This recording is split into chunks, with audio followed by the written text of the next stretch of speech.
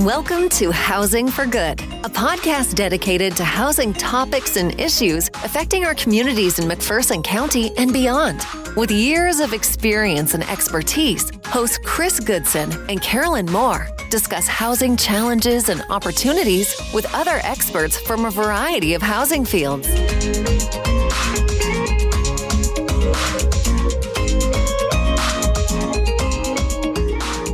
Hello and welcome to another episode of Housing for Good. I'm Karolyn. And I'm Chris. And today, hey Chris, real quick, let's talk about news. So we have just got off the phone, just off a Zoom call with someone that's going to help us do a lunch and learn in October. I know, I'm really excited about that. We're going to be inviting our legislators, city and county officials, talking about homelessness and housing and what's going on in this area, not just the city of McPherson, not just the county, but also this region. So Wichita, Newton, Salina, Hutch, Marion County. Yep. So stay tuned and we'll let you know more about that as we kind of get closer. We're still in the planning stages. So I don't want to release a date yet, but just know we're working on that. And then also we sometimes get asked, how can I help you guys with what you're doing? And I want to let everybody know right now we have a wish list on Amazon. And these are products that maybe we need new outdoor rugs because the weather's been hard on the ones we've had. Yeah. And with 10 cottages, that's an expense. Or maybe we need paper towels and paper plates. And folks will say, well, how come you need paper plates? Can't they use regular dishes? Well, yeah, they can. But I like to use paper plates sometimes.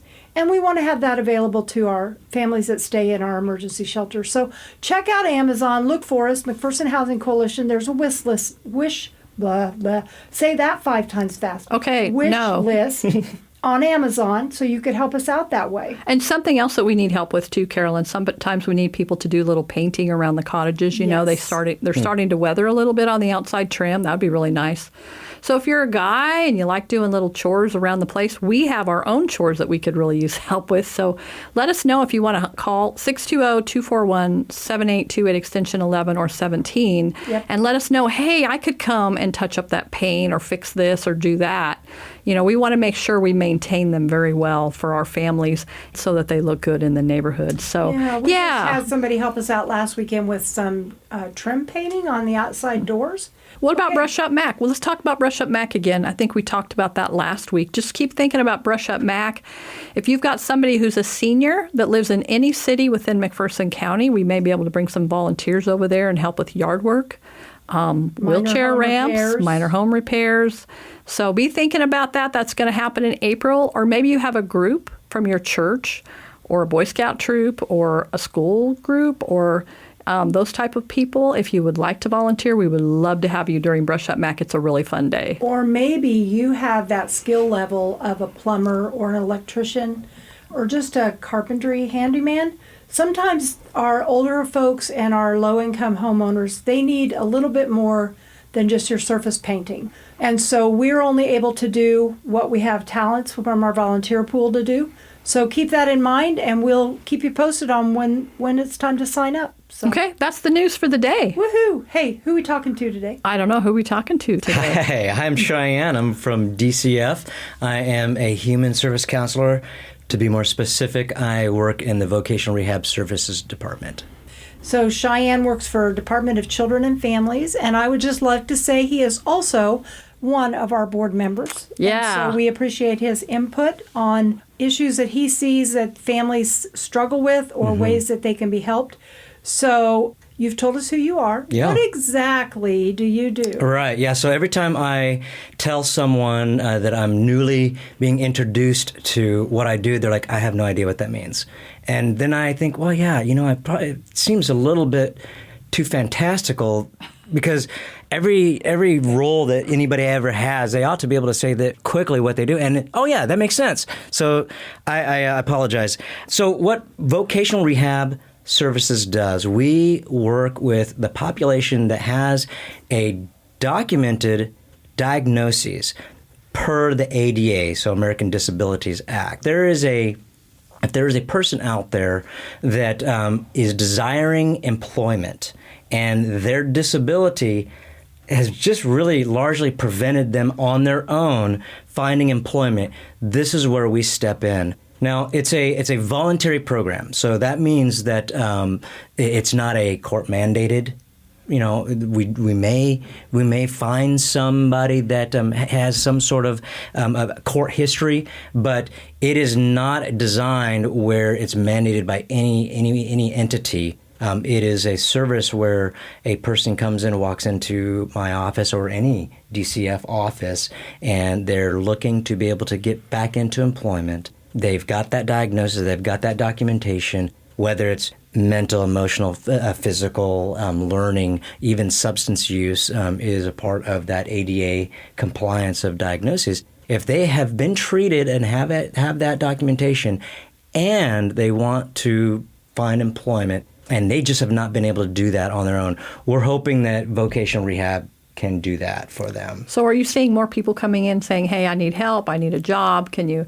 I mean, with the economy that we're having right now, more people are going to need extra funding to be able to pay for their housing and their food and all the rest of the things that we all need. We've got a very varied, kind of a population. A lot of it, and this is totally anecdotal, so don't take my word from it from a stats point of view, but I feel like we're getting a lot now that COVID has kind of quelled. Right, we're all there's no mask mandate. There's no essential worker policy. There and through the years of COVID, there was some funding available, right? And we had those stimulus checks come through, but those have largely gone away now, or they've been spent. And there are jobs to be had. You can look anywhere. And you will find multiple opportunities for employment. Well, that's only part of the story, right? There's also this idea that if I am not able to launch myself into getting myself an application, I'm not able to fill that out accurately, I may even have some interview skills that are deficient. Those are the things that we get to step into and to help and assist and see where we're able to get that barrier hurdled, that barrier crossed. So as I'm listening to you, I'm thinking to myself, if we've got somebody who's homeless, that almost sounds like a perfect situation to come and work with you. It is. On how to get them back on their feet and moving towards stability. What does that look? What would that look like? Yeah. So let's say that that Johnny comes into my office and says, I just am working with, let's say, any entity that works with substance use, right, recovery, and they've got maybe 15 days, maybe 20 days before they launch out on their own, because those are temporary housing opportunities and experiences for them. Yes. We really want to be able to say, okay, how do we look at this holistically, right? I'm the job aspect of it, but I also want to be able to say, okay, where are the other opportunities where, there's the other temporary housing.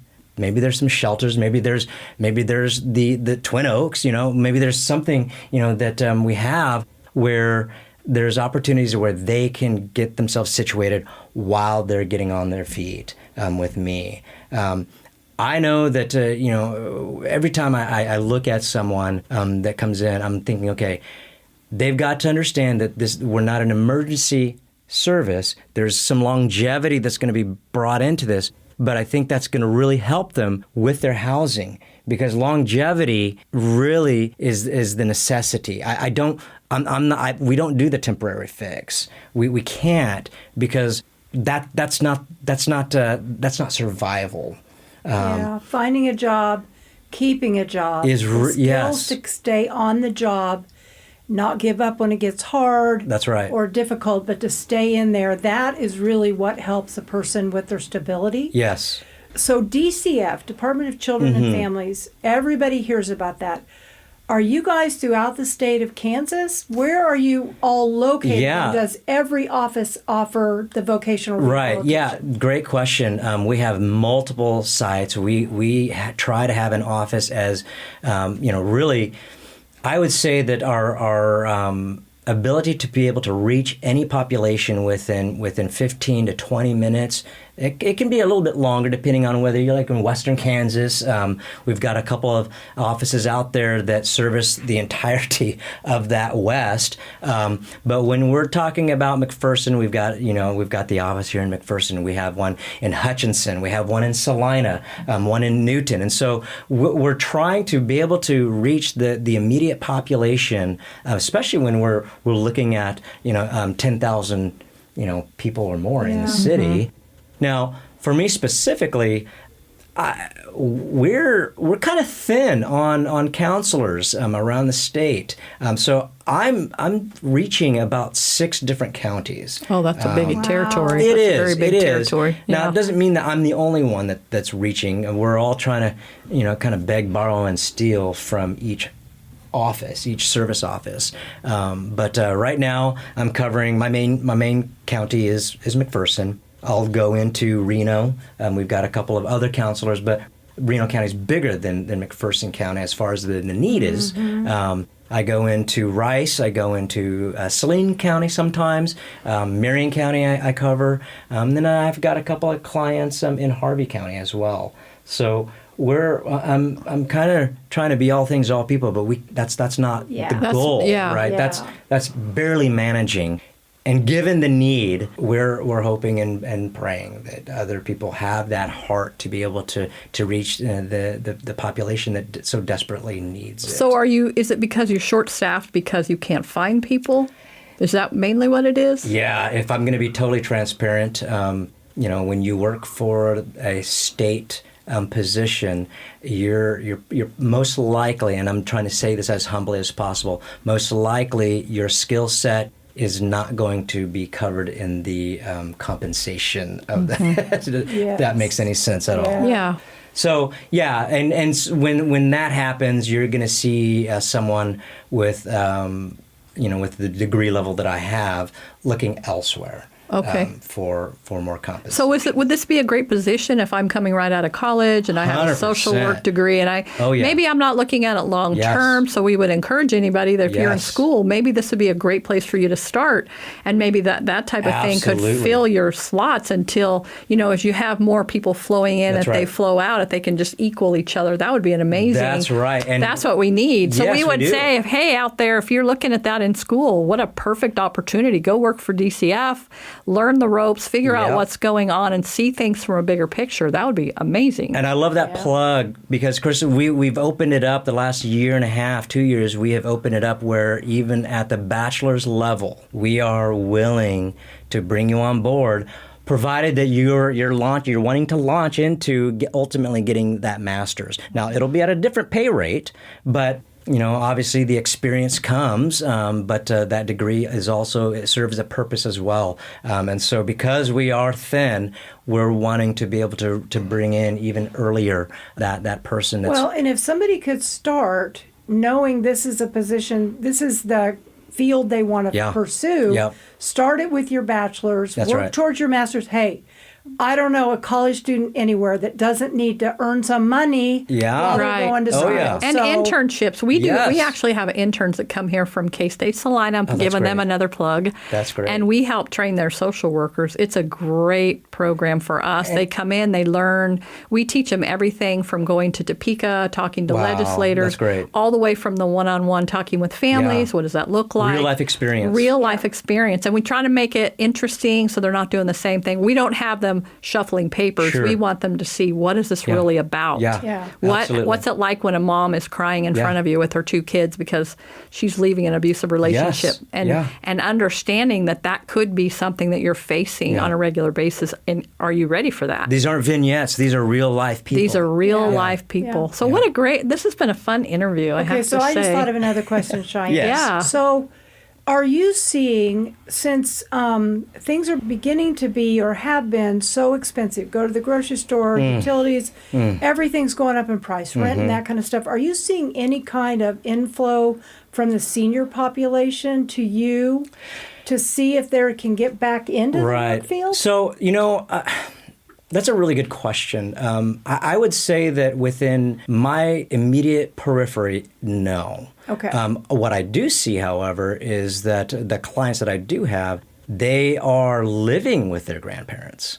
Okay. Okay, they're not able to get housing on their own, and for whatever reason, they're not living with their parents. They're actually living with their grandparents. Now, I think it probably tends to lean towards, there's a different generation that saved more, right? And so there's more ability, there's more assets in the other older generations. Again, that's anecdotal, but I am seeing more and more grandparents needing to help out their grandchildren, which, this is a personal thing, but it'd be nice to be able to see that our generation is caring for them. Yeah. And right now that's not, that at least the clientele that I'm working with, they are being helped out by, and God bless, the grandparents that they are able to do that. Well, that's a perfect segue for one of our other questions, and that is, how much do the families you work with struggle to be housed stably? If I can have a client that has the same address for 6 months, I would be shocked. They are transient. Now, means that they may be couch surfing. That's my term in my generation. I grew up in Southern California, and even right out of college. That's right. We use a lot of surfing terms, so I couch surfed for probably 9 months, going from one house to the next. It wasn't because I was homeless. I guess I was, You were homeless. I was homeless. You were couch surfing. You were homeless. Yeah. But a lot of my clients do. They'll say, just know that my address is probably going to change. And I say, well, at least can I get a stable phone number so that I can call you or text you? And they'll say, yeah, I can't promise, but here's what I've got right now. And so a lot of them, I'd say that probably 80% of my clients are really diligent because they need the help. They want the help. Again, remember, this is vocational rehab is a voluntary program. No one's mandating them to come in. So when they're coming in, they are at their lifeline.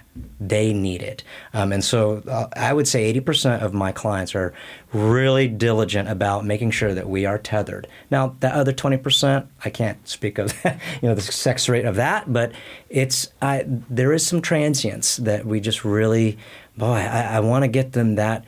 I want to get them the job of their dream.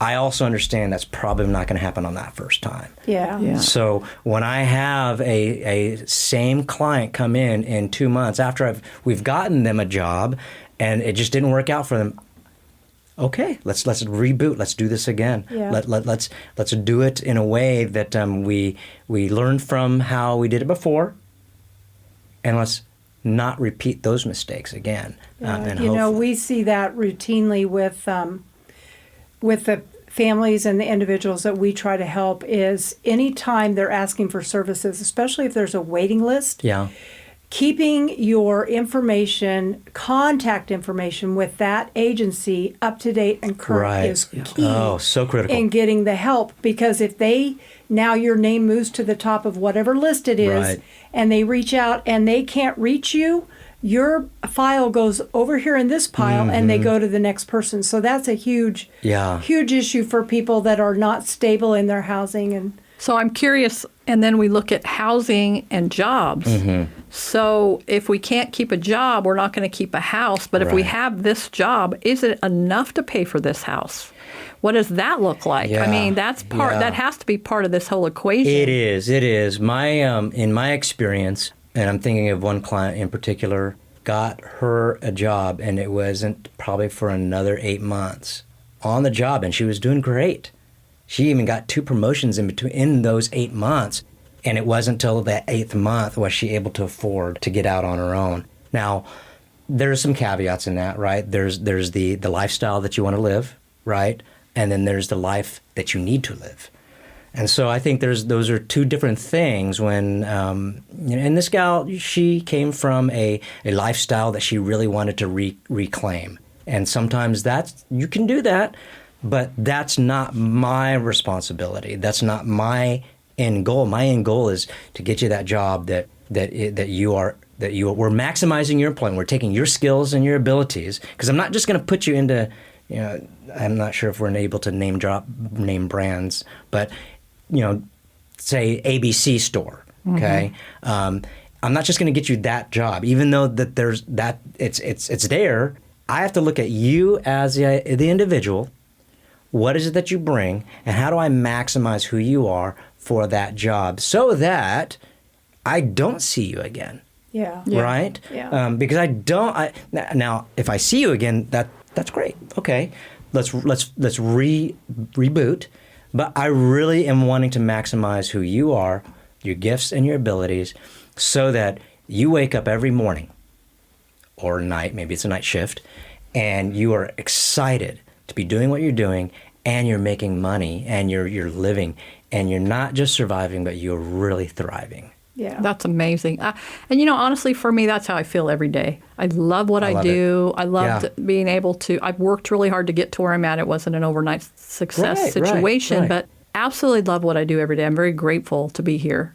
I think that's so fantastic. I'm just really grateful. But I do have another question for you really quickly. So let's say you had your dream and you could do whatever you wanted. You could have the resources you needed at where you're working right now. What would that look like for you? What is missing? What would you do if you could just do anything? Oh, my goodness.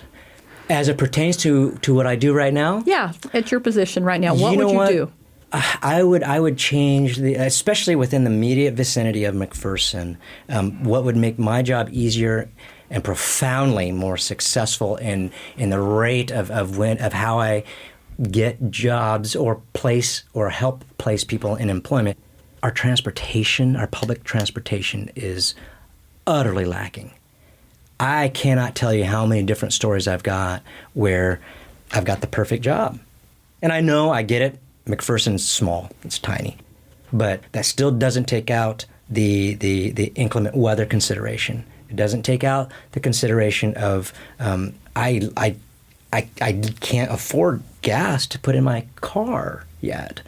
And I again, like I said, I cover a lot of different other counties, and some of them have a similar outlook, but then others, they have a very good public transportation. I would love to see an infrastructure for McPherson specifically where a person that does not even have a bicycle can get to such and such, and they may live across town from their job, and the Mac cab or the senior bus, those are all great resources when they're available.